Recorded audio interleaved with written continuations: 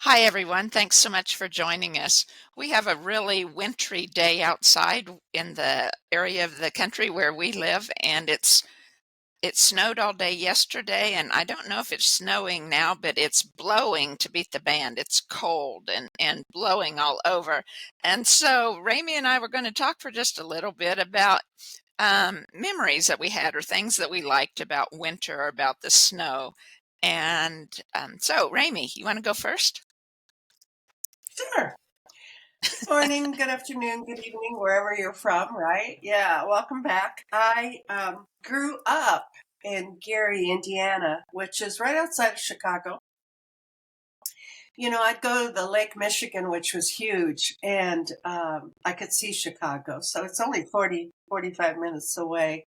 Um, we had snow back then. I'm telling you, we had mountains of snow. And we never shut down, rarely did, anything close down. But I do remember there was a couple of times that school closed down and we went outside. And I don't remember my sister as much as my brother. And my brother was a typical brother. He would laugh and have so much fun making snowballs and throwing them my way. He would come up close to me and I don't know what he would, if it was a hug or something real close, and then put the snowball in my coat. So it would melt in my chest and I'd be freezing cold. And we make snow angels and yeah, we had fun. Unlike here though, Kansas City is where I'm at, and it's like Carla said, it's been snowing all day and it's still snowing. So we're going to get 5 inches or so.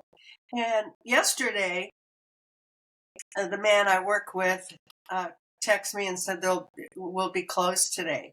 And that's what I find so interesting and funny is Kansas City shuts down. I mean, an inch to, I mean, it's rare that they stay open.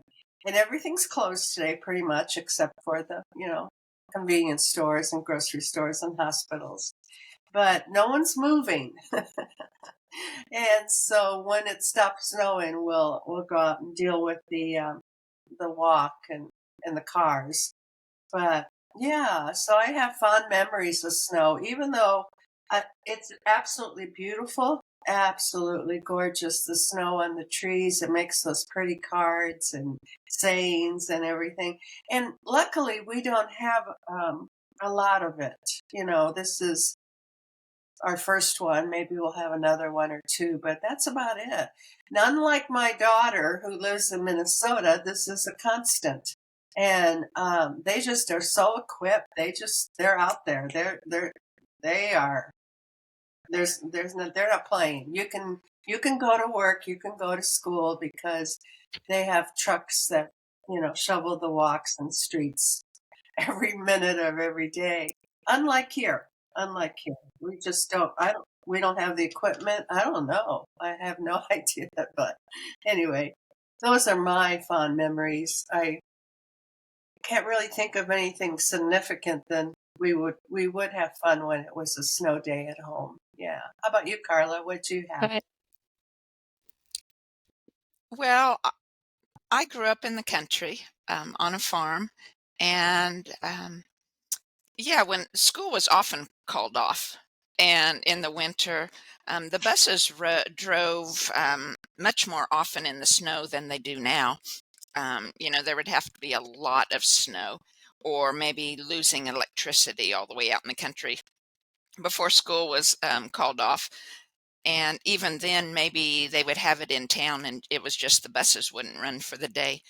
But yeah, I remember a lot of fun times sledding down hills, and especially when we were little, my dad would pull us up. There was just not a very tall slope, but it was maybe 50 yards of a slope. And dad would pull us up on the sled when we were real little, and then we would could slide down it. And one of my fond pictures of my dad with my boys is him pulling my boys up the hill to, to slide down. Yeah. And yeah, there was work. The cattle couldn't get to the stock tanks to the water, and so dad would have to go out and clear a hole in the tank so that the cattle could get to the water, and put a heater down there in later years. I don't remember him having a heater like when I was growing up. But then sometimes we would be without electricity for 2 or 3 days at a time, and we had a gas cook stove, and so we lived in a big old farmhouse, and Mom would put up curtains in the doorways, the two big doorways to the dining room that didn't have doors really, or I guess one had pocket doors and then the other was a blanket, and then she'd leave the gas cook stove on. That was the only heat in the house at the time.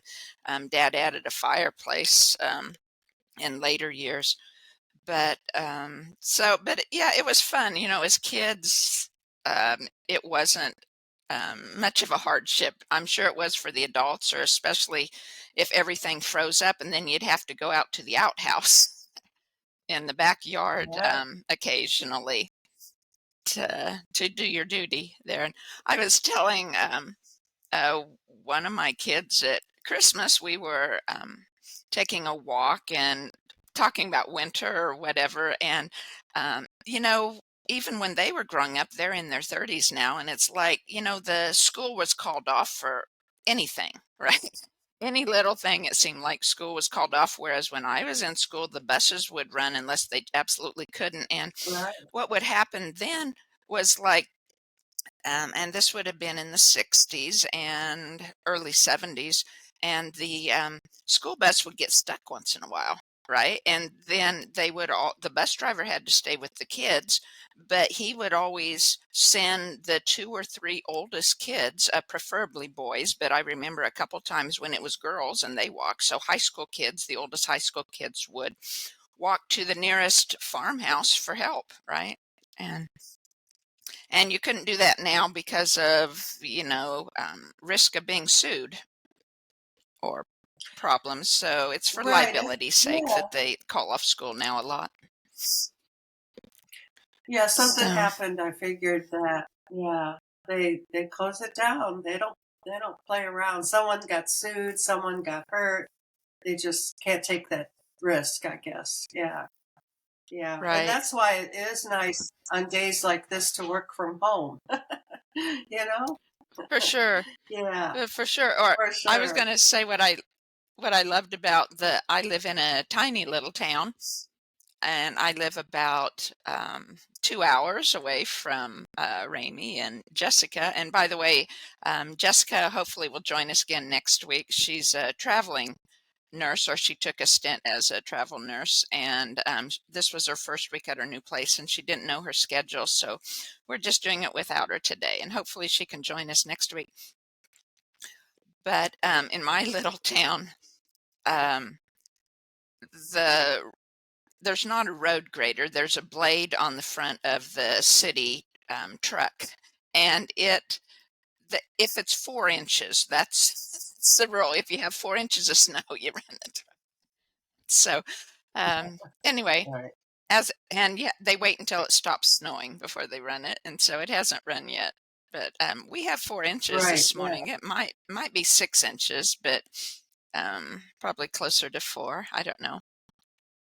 Anyway, but yeah, when I was a kid, there used to be drifts of, I remember 3-foot drifts easy at times in certain Mhm. places. and you couldn't get home. Sometimes the bus couldn't get home through to our house, and once or twice we got dropped off at our grandparents because they could get to their house. So uh, times were different back then, yeah, when it was Yeah. safer, Oh, yeah. Oh, yeah. which is really nice. I appreciate that more and more. And so I Yeah. guess I'd love it if in the for the listeners, if you'd care to, if you would like to either on the remarks below or if you'd want to go to our Facebook site, either one, the Health Energy Podcast on the Facebook site. You don't have to be a member to join. You can just go to that site and make a comment. If you would want to make a comment about your favorite winter memories or things, we would really enjoy hearing about it. For today, I had come up with a question that I've had. I haven't been in energy work all that long, a few years. And before that, a lot of the things about energy from the perspective well, nothing was considered just energy. I meant utilities, right? That was energy. And but things like what I do now, working in our energy and being moved all the time by intuition and things that because there's spirit in the air around us and those space between all the light particles that are charged and make up that electric being that we are. I grew up in a religious family and like I said, in the 60s and in a conservative part of the country. And, it was woo woo a lot. And so I had never, um, I'll just admit, I've never had a Reiki session. And Ramie, we've talked about doing one for me, but we never get around to it because I keep coming up with questions for um, hypnosis to do our time together with that. And so, but I was wondering, you told us how you got into Reiki, but could you describe Reiki or tell, I don't know if you know any history about it or if you knew, um, is there a certain process of, I don't know, just tell us, just talk about Reiki because I'd love to know Um, more. yeah. Well, in my training, when I went to Sedona, Arizona, and I took the NLP life coach training, he included hypnosis and energy, Reiki, because we were there a month anyway. And all right, so I had heard of it before I got trained in it, and I really couldn't imagine what it was because to tap into I mean, of course we feel energy, right? We can walk in a room and you can tell they've been arguing or they're happy. Uh, but I never knew you could hone it. You can tap into it. So the backstory that we were told, and I'm sure it's true as it could be for 5,000 years, is the physician. I think his name is Usai, Japanese, and he was a doctor. And this goes back 5,000 years, and who knows, right? If it's really true, but the story is that he was really frustrated with his patients, and some would heal and some wouldn't, and they kept coming back to him. And so he went home that night and he asked God, how can I serve my patients because they're not improving, nothing's happening. And he got the message to tap into their energy. And he liked that so much that when he went to sleep, he was downloaded symbols. And these symbols we still use today, right? So is that true? I believe it is, because who can make that up? I guess you could, but you don't want to because it's so sacred. So in my training, the first thing that they did was tell us the story of the doctor, tell us how we got the download. And then we were initiated, or it was a sacred ceremony to start the training.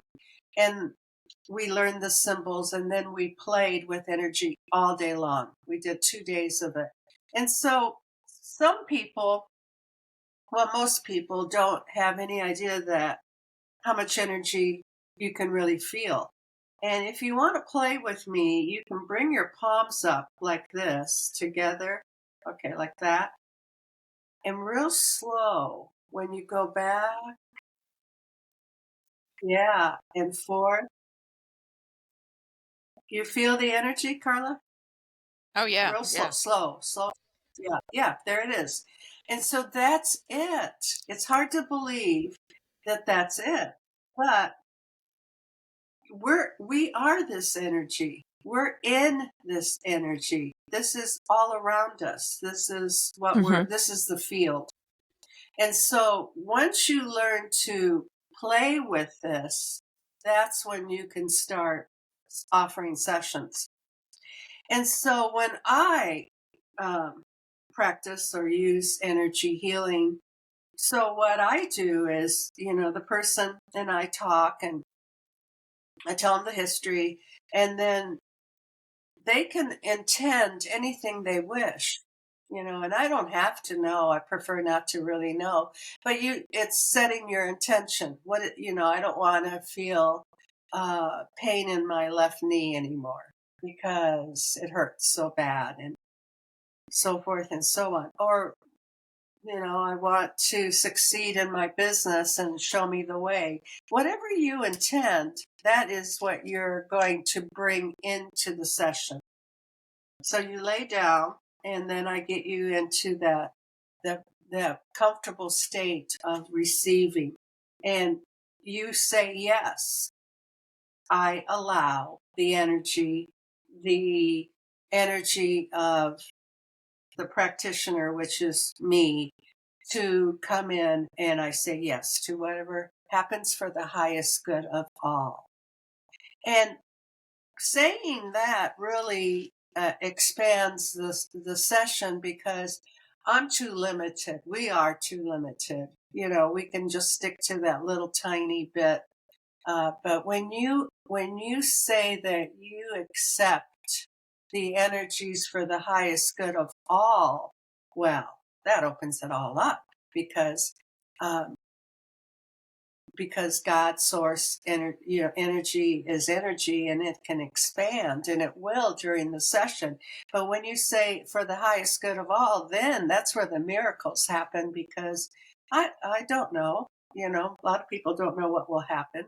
And so we trust God, we trust source, we trust Buddha, whoever you call, whatever name you call.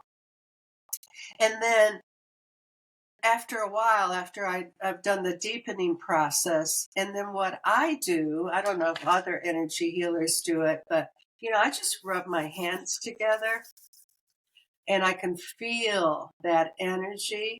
And then I close my eyes, and then I bring my hands behind the person's head, and I can stay there. A lot of other practitioners, you always ask if you can touch the client. And some are drawn to touch the body. I'm not so much drawn to touch the body, but I will. I always ask. And sometimes while I'm in it, my intuition or God or whatever will say, touch the knee. And I trust that. And so I'll go and touch the knee.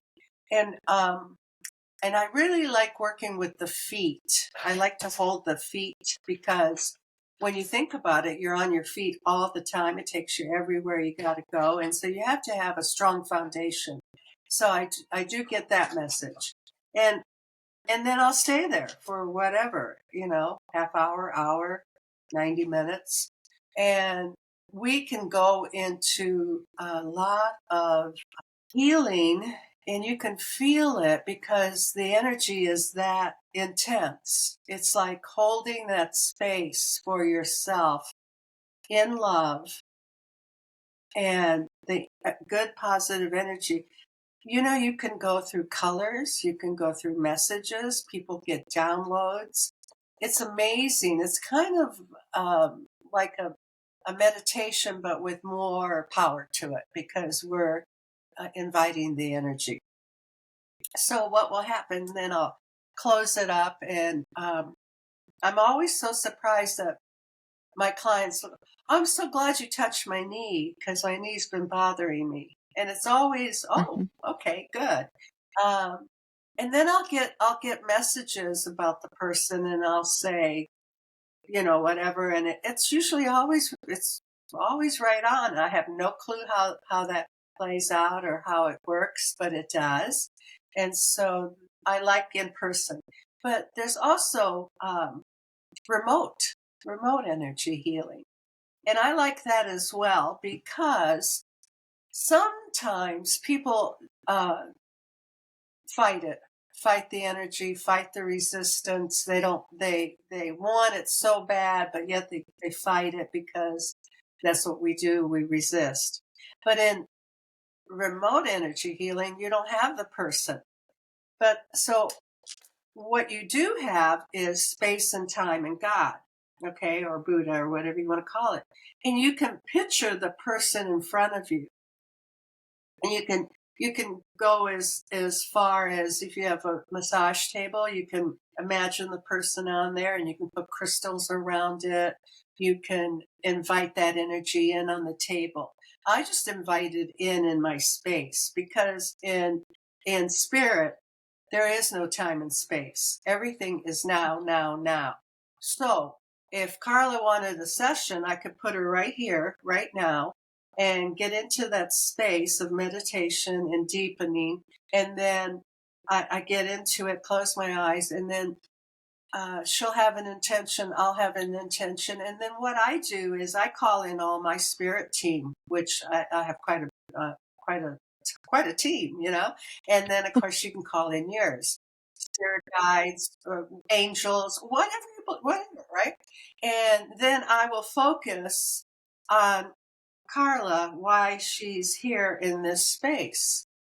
And then, close it up because we've agreed that I'm going to do it for a half hour. Okay. And then I could email her and tell her what I got, and then she could tell me what she got. So it's so interesting. It's so interesting. And another thing you can do with Reiki, and I'm also trained in Metatronia, which is Metatron. I love Metatron. I don't know why, but I always have, always will. This gal from England trained me in Metatronia energy. It's all energy. But for instance, let's say I'm going to go to visit Carla tomorrow. Well, I can set the energy to go visit her and then come back. So I do a figure 8. And the figure 8 means that I'm going to go without any problems at all. It's just going to be easy peasy. And when I get there, it's going to be just right for the highest good of both of us. And then I'm going to come back home. And then I could take that breath because people often ask me, do I get excited when I go somewhere? And I tell them, no, not till I get home.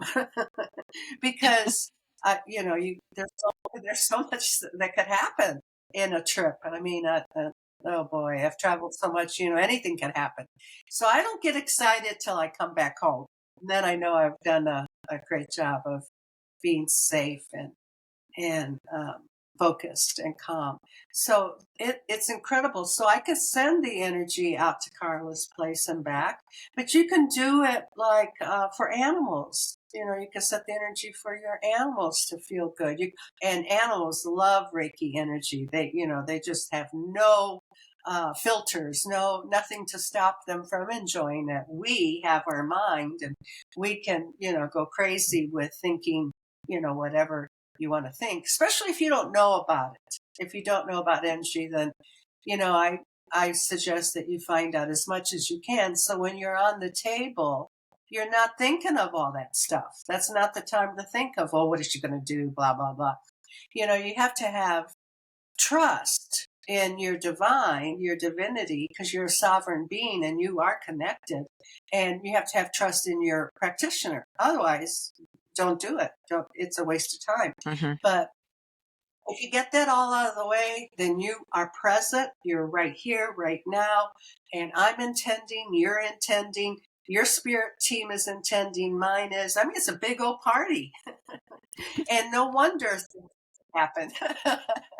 And That's right. it just blows away. It blows me away.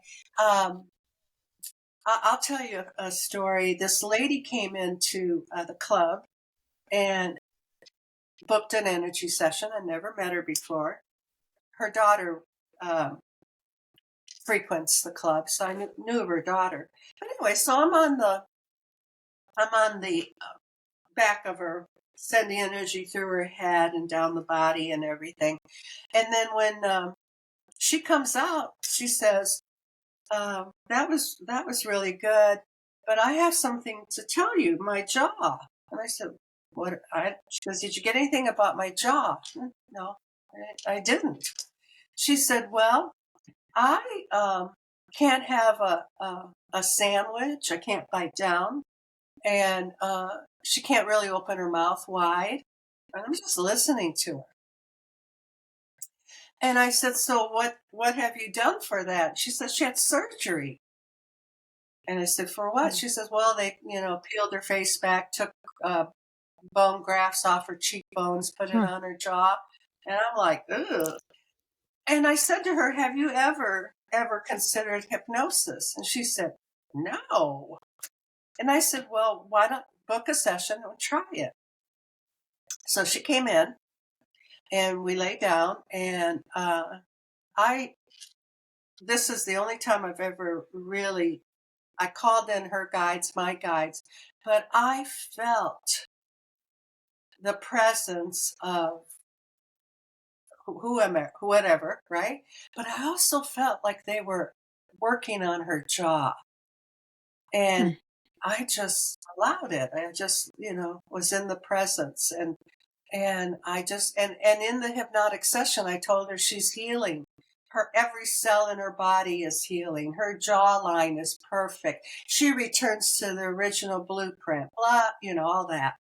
Well, when the session was over, and I did Reiki while I was doing hypnosis because it's easy for me because I'm right here anyway, right?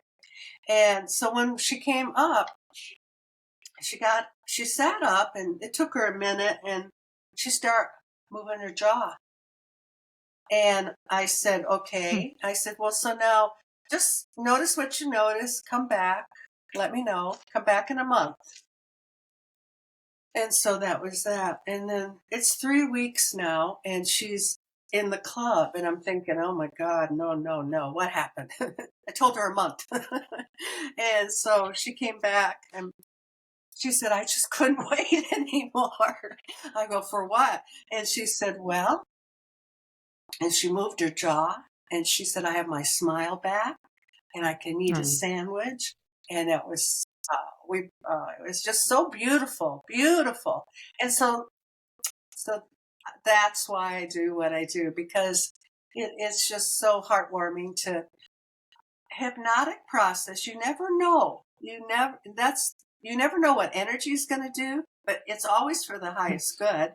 And you never know what hypnosis is going to do, because I'm not talking to you, your conscious self, because we already think we know everything, right?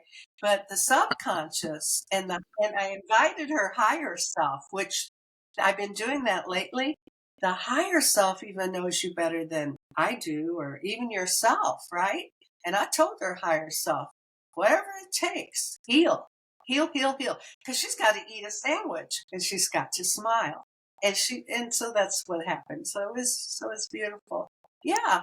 And I love using energy because I love listening to what happens, what the feedback is. And a lot of people will say, boy, I got a lot of colors. I got a message. Yeah. So, and a lot of people use it for clarity, especially if they're sitting on the fence.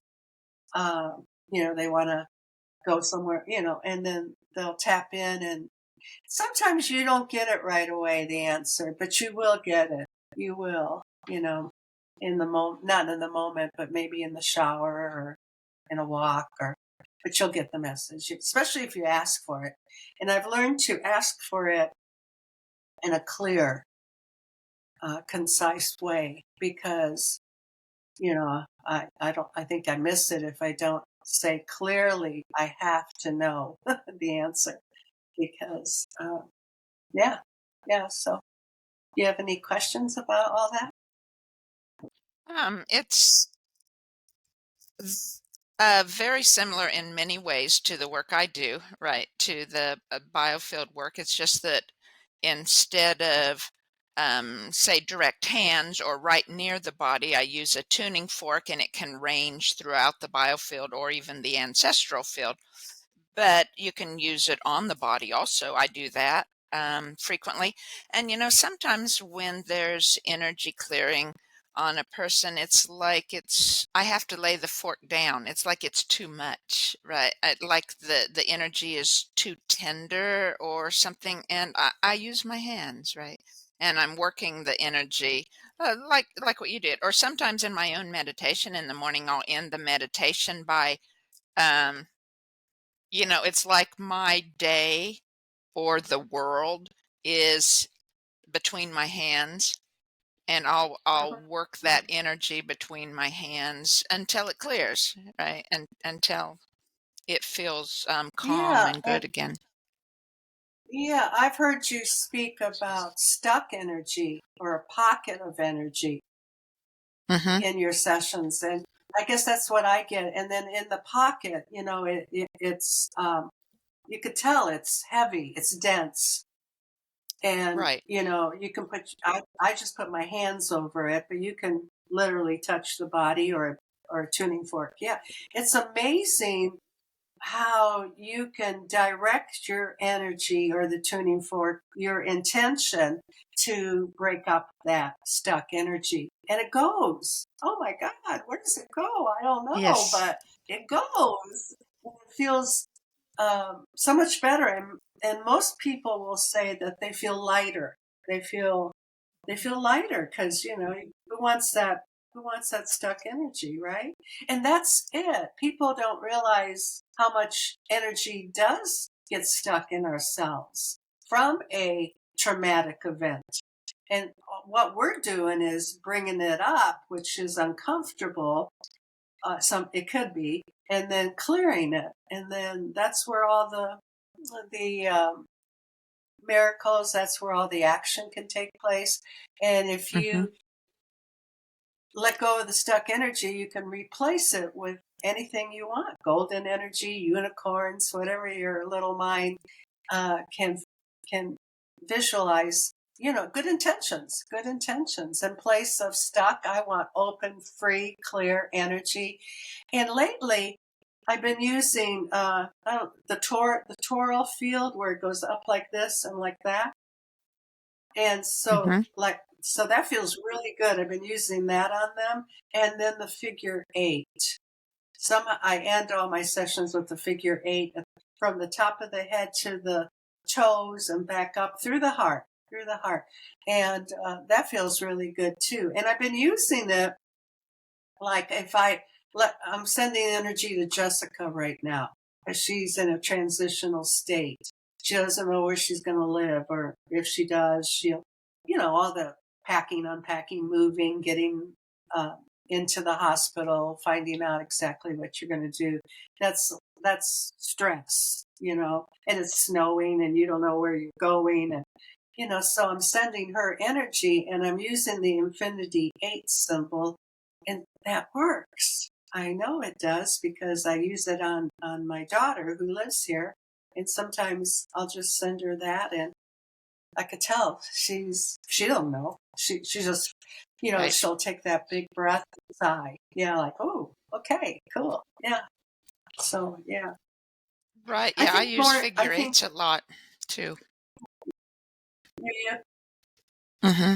I think we should do a TED talk one day on what we do because That's it. It's the only reason people don't know is because they don't know. You know what I mean? Um, take away the stigma of hypnosis, take away the curiosity of energy work, and just invite people to uh, experiment. You know, close your eyes right now and see what you feel between your hands, and you'll feel it. You know. And the other day I had my yoga student, he was limping in the class, and he said, I don't know what I did with my foot. I said, I don't either. So he sat down on the floor, and I just did this on his foot. I go, do you feel it? He goes, yeah. And he was so surprised because he didn't believe in energy. And I said, so let's just stay here and intend that this will heal. And it healed. And we got to do our yoga class, and he did it without any pain in his foot. So I said, see, you get the benefits of having an energy healer for your yoga teacher. And so we laughed. But it's so Right. true. You can do so much, you know? And if you're going to go to an interview or a meeting, you can send that energy there, you Mhm. know? So when you get there, it's already set up for you, you know, for the very best and the highest good of all, because it takes everyone to, well, maybe not agree, but at least feel good about what the topic is, you know. So yeah, it's fun. It's fun and it's powerful. I was thinking what you had said about remote sessions and things, and I find that too. I my work is, I don't know, 99% remote all the time, and it's it works just the same as it does in person, and people feel it the same way or don't the same way. You know, some people feel energy Right, and some people don't. And either way is good. And it's um right. yeah, so I like the remote. Yeah, yeah, I think it makes people comfortable, like you said, because you're not um, face to face. They can be in the comfort of their own homes and right, relaxing, which helps the energy clear better if you're relaxed and things. Although nothing perhaps can really replace when you have a bond between two people, you know, in friendship or trust from what you're doing, and to be in person um, is is right, good, right, right? Is right. really good.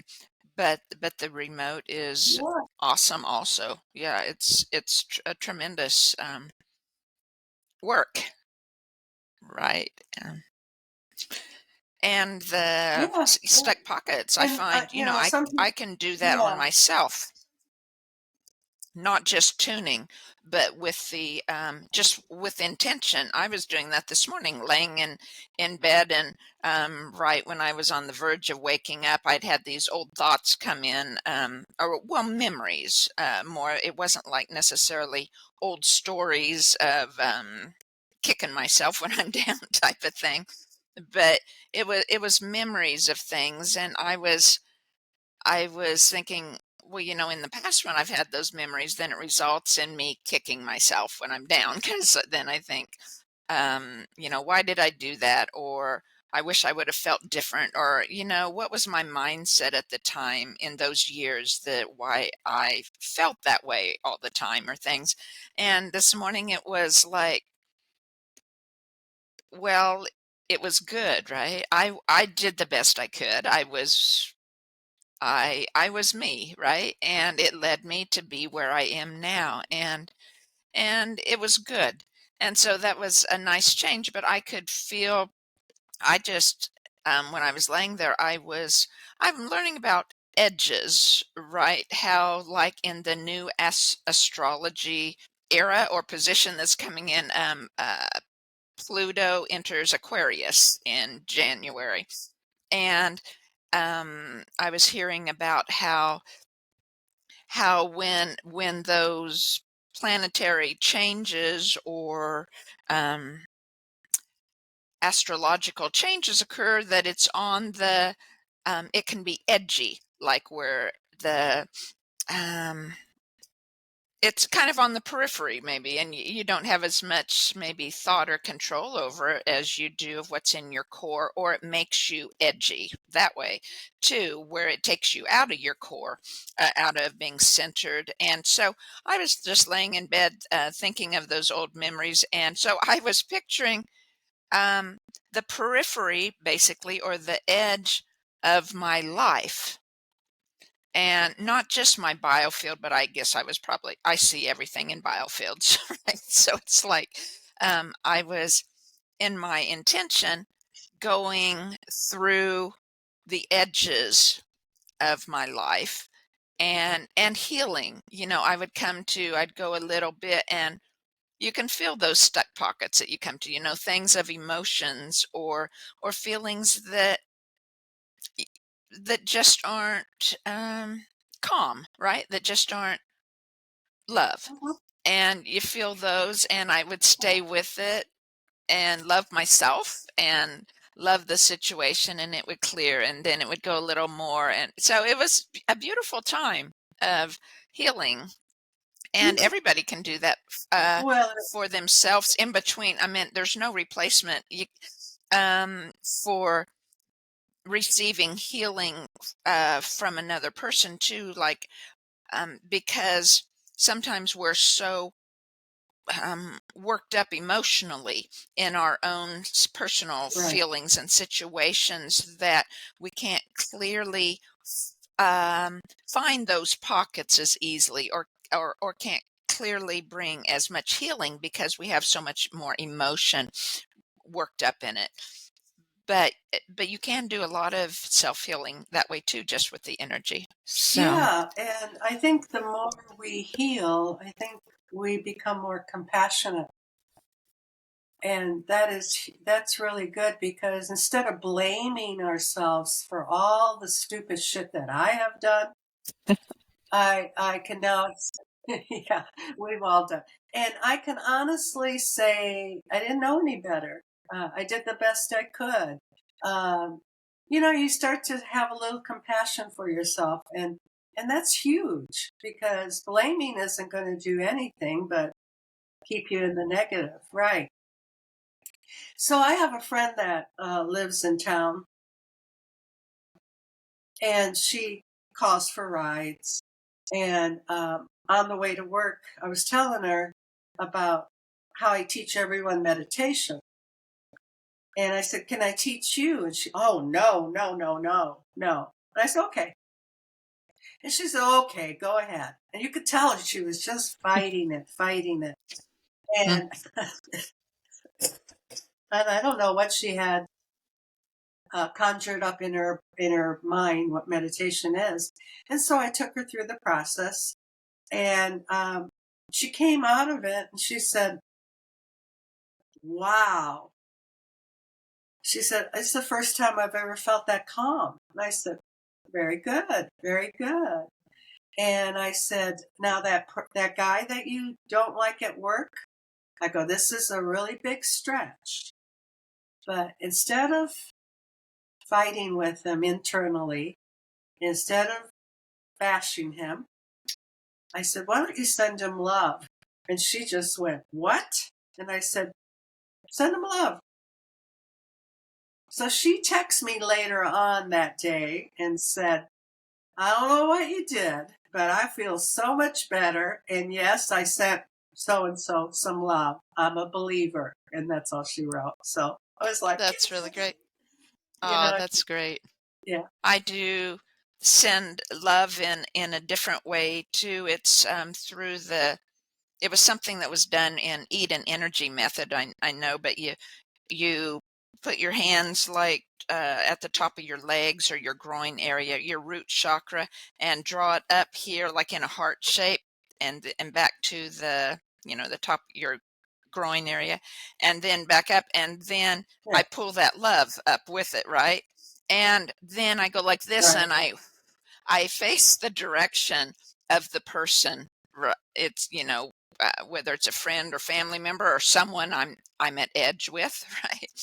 And blow them, right, send them my love, right?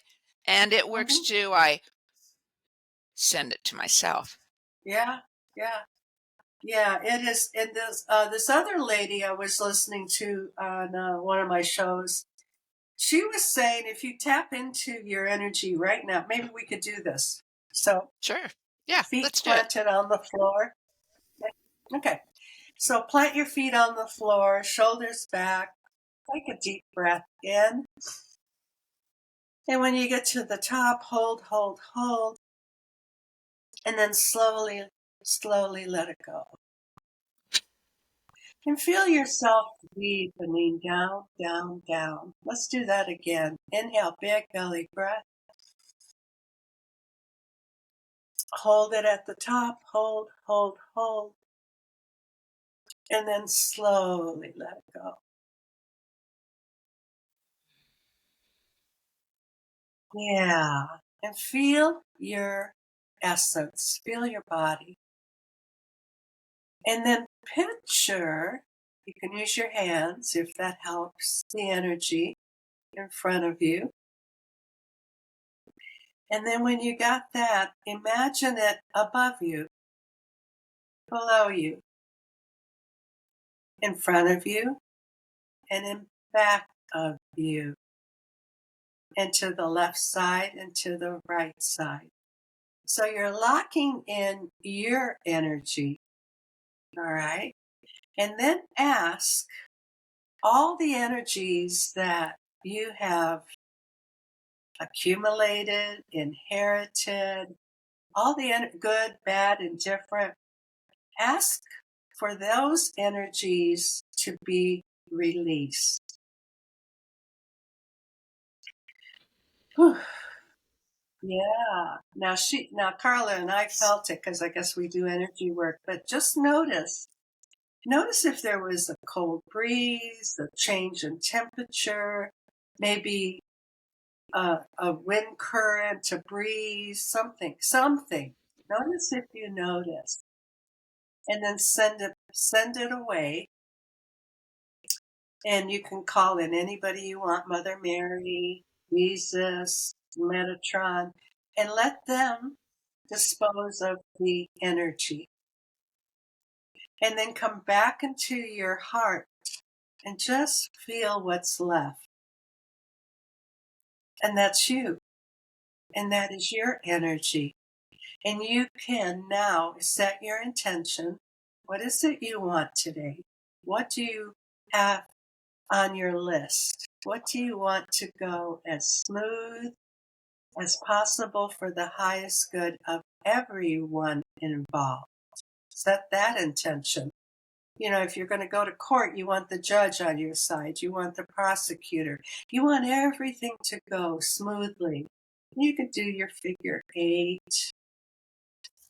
You could send more energy to the place and then back to you. And so what you're doing is you're setting a container with your energy, and you can lock it in with hearts, love, and just feel it.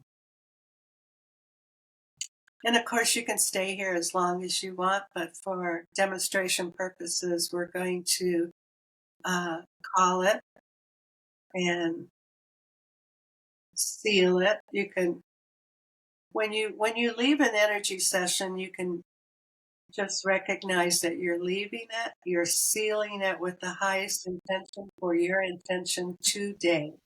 And then propose, and then back to the heart. Take a breath, and then open your eyes. Yeah. So that felt good. Yes, it did. Got me crying. Yeah. Yeah. Well, you needed to.